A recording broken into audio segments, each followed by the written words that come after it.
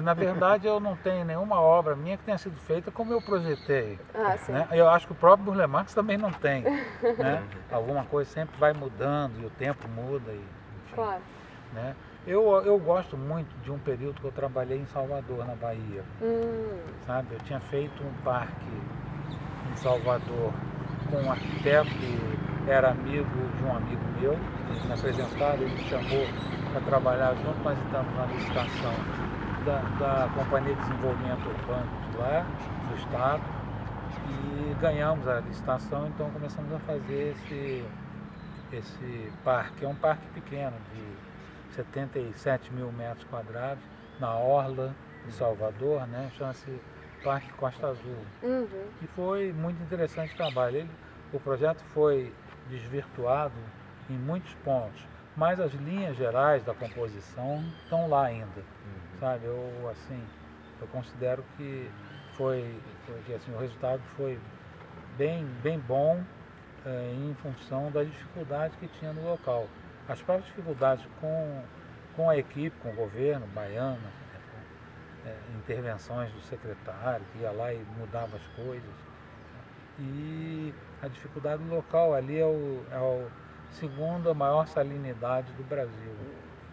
Mas você saía lá da obra com uma casquinha de sal nas lentes dos óculos. É verdade. Né? Então as plantas, é difícil decidir plantas para isso. Aí nós fizemos uma proposta de um viveiro, um relatório sobre esse problema. Um viveiro para aclimatação das plantas, essa coisa toda. Esse viveiro ficou pronto muito tarde, não deu tempo de produzir a vegetação que eu tinha especificado. E eles plantaram tudo com coqueiro, que é uma garantia que vai dar certo na beira do mar. Sabe? Então o projeto sofreu muito aí. Mas as estruturas do desenho, elas ficaram. Tem naquela pista, né? Que tá... Tem aquela pista, uma pista aproveitando a berma do talude, uma pista de ciclovia que integra com a ciclovia que tem na Orla Marítima, através de uma passarela, e depois uma ponte que liga também para o bairro vizinho, que é Tuba, lá em Salvador. Aí depois disso, como eu trabalhei com esse arquiteto, e coincidentemente ele foi nomeado na gestão seguinte, foi nomeado secretário de obras, ele me chamou para ajudá-lo lá na prefeitura. E aí eu trabalhei muita coisa lá, o Parque da Cidade Grande, a Praça da Sé, a via paralela que eu mencionei hoje na palestra, a arborização de várias avenidas de Salvador. Foi um período assim, bom, sabe, bom de trabalho, assim, um trabalho bem ativo e tal. Eu ia para a Bahia cada mês e meio, mais ou menos. Que período foi? Isso foi de mais ou menos de 94 até 2002, por aí. Foi quando foi acabando. Aí mudou a prefeitura e tal. E acabou. Outra coisa que eu tenho boa lembrança é o projeto de um parque que eu fiz recentemente para Tractebel, lá em Capivari de Baixo, que é no sul de Santa Catarina, ao sul de Florianópolis. É um parque grande, 600 mil metros, que está sobre lagoas de decantação. E é uma espécie de compensação ambiental que a Tractebel faz, porque a cidade de Capivari sofre com a fuligem que sai da usina de termoelétrica, né? Que é geração de energia a partir de carvão. Então ela deixa dois subprodutos industriais. Um é essa fuligem que sai pela chaminé e cobre a cidade, né? E o outro é o carvão pesado, chamado carvão pesado, que é retirado com água de dentro da indústria e vai para as lagoas de decantação. Então esse parque eu fiz sobre 4 lagoas de decantação dessas já saturadas. E é um parque que tem tido um uso assim, muito intenso. Então eu gosto do resultado. Também tem problemas de execução. E ele ainda dá para salvar, mas tem uma grande área reflorestada com espécies autóctones. São cerca de 300 mil árvores que foram plantadas nesse parque, sabe? Tá lá, tá bem esse parque, também gosto dele. Também é dessa época. Esse parque é mais recente. Mais esse parque recente. é de 2006, Depois de 2007, por aí. Né? Agora, no escritório tem alguns projetos que eu fiz lá que também me são caros. Por exemplo, a Praça Peru em Buenos Aires. É uma pracinha que praticamente foi feita um trabalho assim de escritório que teve participação de todo mundo, de estagiários, até da moça que limpava lá o escritório, que ela dava palpite também, e a gente... Eu ia perguntar como era esse processo se era um processo de divisão de tarefas, se todo mundo opinava ao mesmo tempo, cada um tinha grandes discussões em torno do projeto, todo mundo se reunia em torno dele. Era assim, o Roberto, depois que Haru e eu nos consolidamos lá, né, o Roberto fazia os traços iniciais do projeto, depois nós dois desenvolvíamos. E ele supervisionava, dizia se estava bom, o que queria mudar e tal. E aí quando ele liberava, a gente passava para o pessoal de desenho e nós fizemos uma espécie de revolução lá no escritório, porque o Roberto nunca queria saber direito de organização, essas coisas não eram com ele. Ele tinha uma mentalidade assim muito centrada em arte. É muito artista, né? Era muito artista. Então as coisas ele deixou na nossa mão. Aí o que nós fizemos? Primeiro, acabamos com a figura de desenhista profissional. Os desenhistas eram estudantes, todos. Sabe? Chegava lá, queria fazer um estágio, pode fazer, tinha vaga, fazia estágio. Todos arquitetura ou tinha alguns estagiários de outras? Tinha eventualmente, a maior parte de arquitetura, eu diria que uns 80%, mas tinha de belas artes, tinha de biologia, biologia bem botânica, pouco, né? E uns poucos também de agronomia. Né? Mas eles chegavam lá, na época era o desenho nanquim, né? Então eles chegavam lá e aprendiam a desenhar nanquim com a gente. Todo mundo desenhava muito bem no escritório, desenho técnico, né? De projeto, porque era uma coisa assim, que quando a pessoa aprendia, ela passava a ser remunerada. E era por produção, Claro. Então, por isso que a gente podia viajar, sabe? Porque eu chegava para os desenhistas assim, os alunos, né, que estavam desenhando, diziam assim, olha aqui, nós vamos viajar sexta-feira. Se você acabar antes, você pode vir com a gente. Galera. E aí o pessoal passava. E também a outra grande coisa, porque eu ficava muito irritado, o que estava em voga era pagar por hora. Até hoje, muito escritório paga por hora. Só que por hora tem umas coisas que são terríveis. Por exemplo, que você ficar controlando se ele chegou na hora que ele marcou, e não sei o que. Ficou meia hora tomando um cafezinho, isso é um absurdo. Aí marca como tempo. É horrível isso, né? Então, assim, eu atribuía responsabilidades. Eu digo porque com o tempo também aconteceu que o Haru ficou muito mais vinculado a desenvolvimento de projetos, e eu fiquei fazendo a parte administrativa, né, há algum tempo. Aliás, foi por isso que eu quis sair do escritório em 82, porque acabou que eu virei um administrador, não saía do avião, viajava para tudo que era lado, assim, e prancheta mesmo tinha muito pouca oportunidade, então eu cansei e resolvi sair. Mas nós acabamos com essa história de desenhar por hora, era por tarefa. Rio de Janeiro. Então, em verão assim, o pessoal começava a chegar no escritório às 2 da tarde. Todo mundo ia para a praia. Sabe? Aí depois ficava trabalhando, mas ficava até as 2 da manhã, 3 da manhã. Também podia ficar até a hora que quisesse. A gente tinha uma arquitetura no escritório que era assim, deixava a sala de desenho aberta e o portão, o resto era trancado, porque era a casa do Roberto, junto ali, né? Trancava aquilo.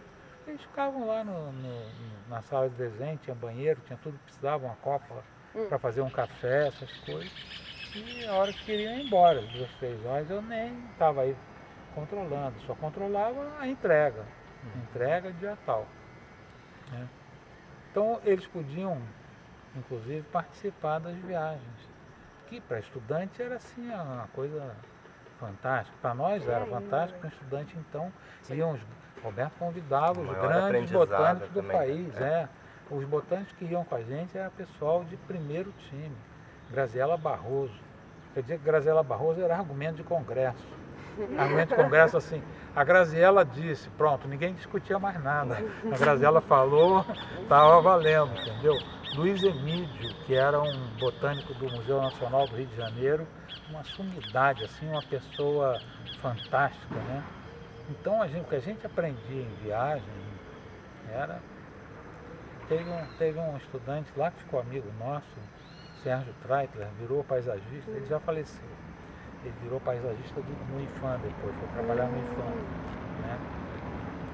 Quando a gente ia para o Pantanal em 78, que eu estava organizando quem ia, quem não ia, eu perguntei, você vai? Ele disse assim, não vou não, eu quero acabar o meu curso, eu estou no último semestre. Eu falei, deixa de ser burro, Sérgio. Quer acabar curso para quê?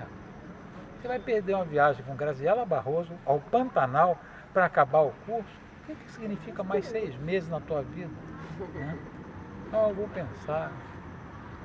Aí no dia seguinte, ele, você me convenceu, eu vou. Tá bom. Aí fomos, né? Quando a gente voltou, a turma dele não se formou porque teve uma greve na universidade. Já passou E ele entrou na turma de novo, se formou junto com todo mundo. Então, toda vez que eu encontrava com ele, você me deve uma viagem ao Pantanal, porque se não fosse eu, você não teria ido.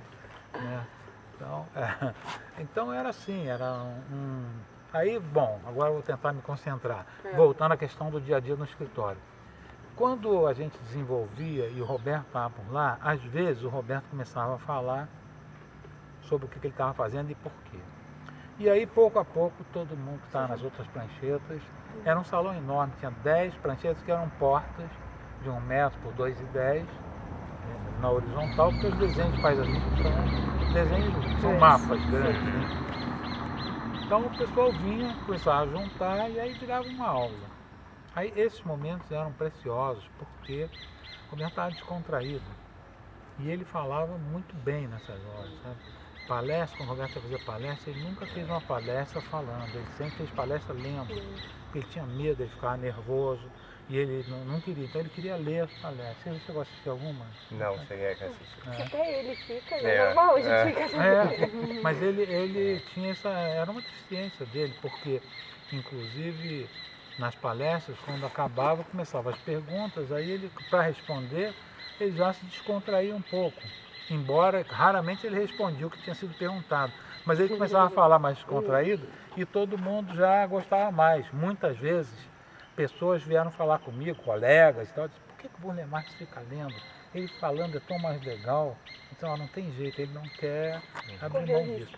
Mas na prancheta ali, ele falava muito bem, muito claro o que ele estava pensando.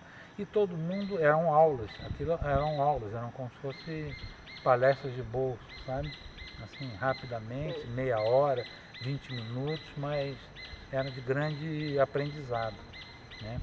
E depois, a gente, por sugestão nossa, do Haruirinho, a gente criou uma figura lá nos outros estudantes que iam se formando, de chefe do projeto. Né? Esse nome foi dado assim porque não tinha outro, mas o chefe do projeto era assim. Ele era um intermediário entre a gente e os desenhistas. Então ele tinha um pouquinho mais de experiência, ganhava um pouquinho melhor e inclusive viajava. Ia para as obras, ia para ver a implantação, se estava tudo correto, quando o cliente precisava de alguma coisa. Né? Então, e isso também deu uma vida muito grande ao escritório. Então era um ambiente não só de produção de projetos, mas um ambiente de aprendizado muito grande. Tá? Muito grande mesmo.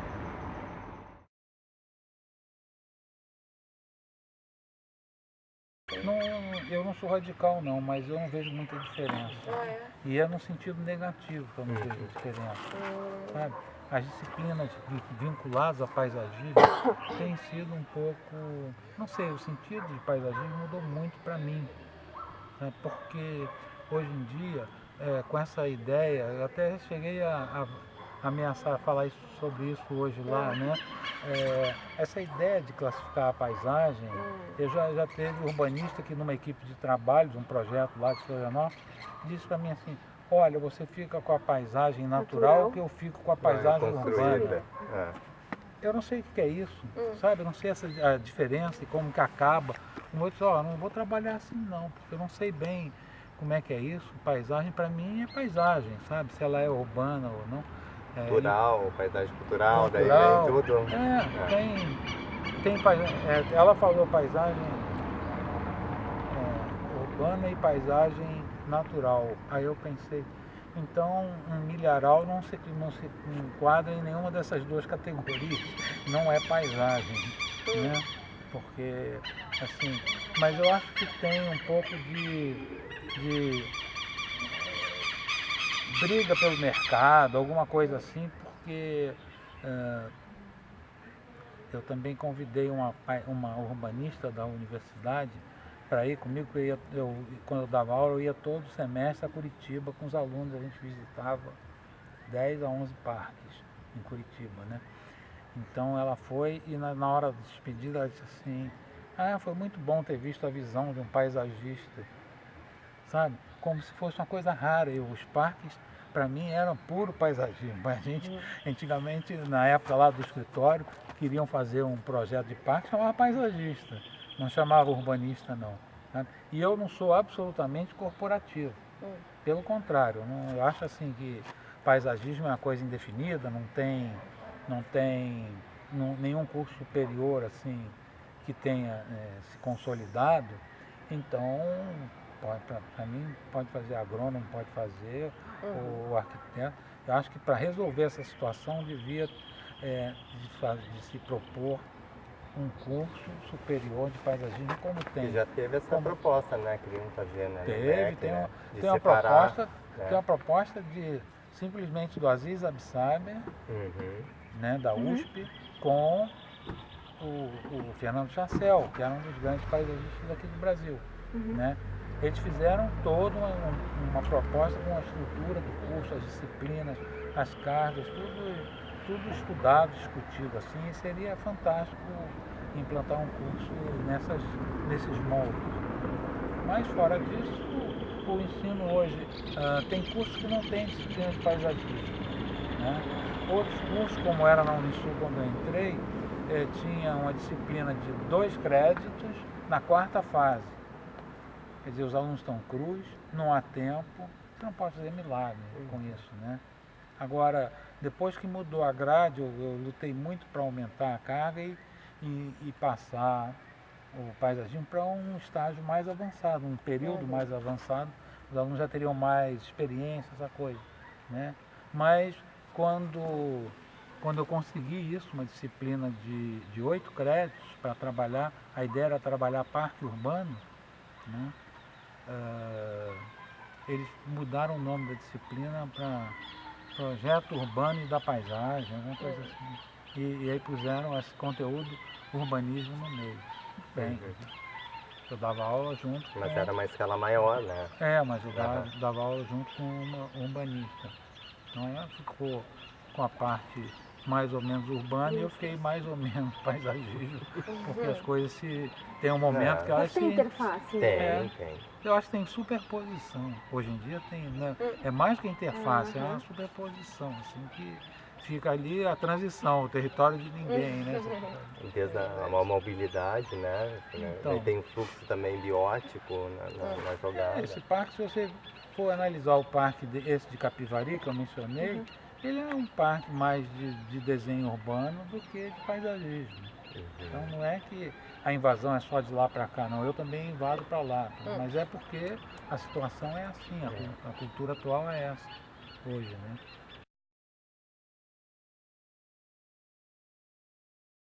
Tem uma coisa, um fato assim, altamente positivo, que é assim, uma evolução em que o paisagismo deixou de ser uma imitação do que o Burle Marx fazia. E isso é um efeito até assim, esperável, né? Assim, logo depois que ele morreu e durante algum tempo. Mas as pessoas têm se libertado disso, têm tentado se libertar disso, e eu vejo propostas assim, bastante interessantes nesse sentido, né? É como na arquitetura também, a gente ainda tem uma influência muito forte da arquitetura modernista. Né? Então, e até porque tinha todo um reconhecimento, não só nacional como internacional. Então, agora tem o seguinte, eu acho assim, influência não é vergonha. Não. Jamais. Assim, imitação sim, pode ser vergonha. Se a pessoa está imitando assim, só a questão de desenhar e está imitando um estilo ou uma coisa assim, aí não tem muito valor. Mas eu tenho identificado isso, né? E essa independência que eu acho muito boa. Agora, tenho visto também, principalmente assim, em ambiente acadêmico, um pouco de exagero na conceituação e na discussão das coisas em detrimento de uma prática maior, sabe? O meu curso é assim porque eu acho assim que falta a ponte, né? As pessoas assim, todo mundo discute. Eu fui lá no IPUF, os arquitetos estavam trabalhando com um problema, eu quis dizer assim, vocês me coloquem a par do problema, em que pé está. Eles começaram a falar de conceito, era uma praça grande na cidade. Começaram a falar do conceito, da permeabilidade, da não sei o que, da não sei o que lá, e eu esperando. Passaram 40 minutos, né, e eu não via desenho nenhum, só via conceito. Né? Aí depois de 40 minutos eu perguntei, vem cá, mas tem algum esboço, algum desenho? Aí trouxeram. O desenho da praça era isso aqui, desse tipo assim, sabe? Um caminho diagonais, uma coisa meio, rigorosamente o que se fazia antes, sem aquela conceituação toda e tal. Então eu vi que também existia em profissionais essa dificuldade de passar da ideia ou do conceito para o desenho. Né? E como eu fui do escritório você tem isso, né? Porque o cliente não quer saber de conceito, não. O cliente quer um desenho, né? Um projeto, uma ideia. Então ele chegava lá e dizia, vamos fazer um parque em Uberlândia. Tá bom, a gente sentava lá, discutia um pouco, via Uberlândia, fazia uma viagem a Uberlândia, olhava as coisas do Uberlândia, desenho em cima, sabe?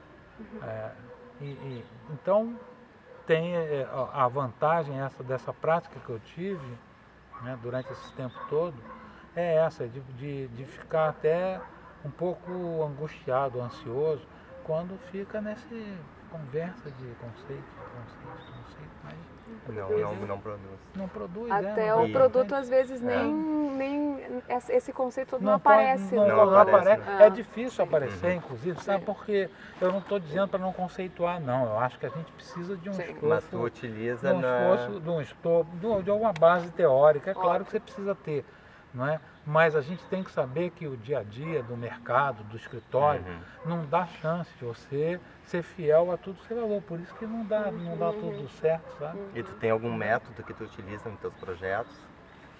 De quê? Independente da escala. De lançamento de partido, assim, como que acontece? Não, eu tenho um método de tentar analisar o projeto para saber como que eu vou trabalhar nele. Isso é uma coisa para mim sagrada, sabe? Eu chamo projeto do projeto. Mas isso vai ser diferente para cada um, então. Sempre mas que é vem, diferente. Mas é diferente, não é uma receita de mas bolo. Mas é porque os problemas são diferentes, entendeu? Então, são a dinâmica nesse sentido. É por isso que tem que ter um projeto do projeto, né? Pois é, mas... Como resolver aquele problema, né? Isso a gente não aprendia na escola. Ninguém ensinou isso para ninguém na escola na época que eu fiz. Hoje em dia, na escola onde eu lecionei, também não se ensina. Que eu saiba, não se ensina. E eu vejo que os alunos ficam receosos de traçar. Sabe, a gente pergunta muito. Pode falar na frente de uma aluna, ela depois vai entregar tudo isso lá para... Sabe o que é? A gente fica criando muito engessamento aos alunos. Muita regra, muita norma, muita assim... Não, você não tem que... O sol, olha tem a criatividade, né? A funcionalidade. Os meus alunos de paisagismo têm uma mania de exagero funcionalista que você em paisagismo não precisa, sabe? O parquinho está aqui ou está naquela esquina, não tem diferença nenhuma em termos funcionais. A criança, quando está indo para o parquinho, a ida para o parquinho, a ida já é brincadeira para ela. Somem tudo. Sabe? Então, se ela vai daqui lá, não, botei aqui. Tem uma coisa assim que é recorrente, assim, os alunos, muitos fazem, e eu ridicularizo, assim, brincando, eu sou muito amigo deles, nunca ofendi ninguém, nunca ninguém se sentiu ofendido, tá? Mas o aluno fala assim, eu botei essa academia ao ar livre, eu botei ela perto do parquinho, porque aí o pai está fazendo ginástica, mas pode estar olhando para o filho. Olha que loucura esse negócio. Qual é a pessoa que fazendo ginástica vai estar olhando para o filho? E se acontecer alguma coisa com o filho? Né? Então eu digo, olha gente, a queda mais grave que a minha filha teve eu estava a 2 metros dela, sabe? Lendo um jornal, sentado no banco, ela estava num trepa-trepa. Ela caiu lá de cima de cabeça, bum, no chão de 3 metros de altura, foi sangue para tudo que é lado, foi uma coisa terrível que não teve consequência nenhuma, graças a Deus, né? Mas eu estava a 2 metros dela. Então você acha que um cara que está lá fazendo ginástica, na hora que o filho vai ter algum problema, ele vai sair, largar o aparelho, sair correndo lá e aparar heroicamente o filho antes de chegar no solo? Não existe isso, né? Sim, sim. Não existe isso, sabe? Então, eu vi assim, eu inclusive lá na Unisul, talvez eu tenha sido o chato de lá, sabe? Porque nas reuniões colegiadas, essas discussões assim, eu ficava insistindo muito. Tinha muita gente que não queria nem estar na reunião, queria ir embora para casa, né? E eu ficava nessas coisas. Mas, assim, eu acho que a gente, de uma certa forma, os cursos embotam um pouco a criatividade dos alunos, sabe? Com essas norma coisas demais. Eu acho que assim também não é para deixar totalmente solto, é claro, porque tem que ter um norte, tem que ter uma referência, uma coisa em que se pegar, mas as coisas têm um limite, né? Claro. Acho que as coisas têm que ter uma certa leveza também, né? Quando o projeto ele começa a ser pesaroso, tu tem que seguir uma lista de tarefas, de elementos da entrega, tudo começa a ser muito mais pesaroso do que provavelmente divertido e leve. E outra coisa que vem em relação àquilo que a gente estava discutindo no carro, né? A questão dos elementos compositivos ou de uma, né, meio que principalmente para projeto de paisagismo, então são poucos os cursos, né, que a gente acaba transmitindo isso para os alunos como exercícios e bagagem para eles poderem fazer os seus, mas tem muita gente que tem dificuldade com a questão de paisagística, né, dos projetos, né, então não é uma coisa fácil trabalhar a questão da composição em si, né? E eu não sei se chegar a enfrentar isso no escritório, nesse trabalho com a tua equipe de pessoal que veio trabalhar com vocês, de ter essa dificuldade com composição, de paisagismo. Não, pode ocorrer, tem coisas que a gente não... Eu sempre digo isso, né? Tem a facilidade que você tem para começar um trabalho, não tem nada a ver com a qualidade dele. Tem gente que tem facilidade de começar, e meu trabalho é esse, sai rabiscando e faz e pronto. Tem outros que ficam penando para começar, mas isso não tem nada a ver com o resultado final. Qualquer um dos dois pode ser bom ou não. Pode chegar no produto. Você pega, eu falo o exemplo de Beethoven, né? Beethoven tinha uma angústia para criar, assim, você lê os escritos de Beethoven, era um sofrimento atroz para ele criar, e parece que um cara que tinha dificuldade, né? Dificuldade de criar. No entanto, ele criou monumentos de música que dificilmente serão superados. Tem outros compositores, parece que o Chopin, não sei bem, mas parece que o Chopin pegar uma música, sentar lá e fazer uma música. E era bom também, tinha facilidade, não tinha talvez as barreiras que o Beethoven tinha, de autocrítica, de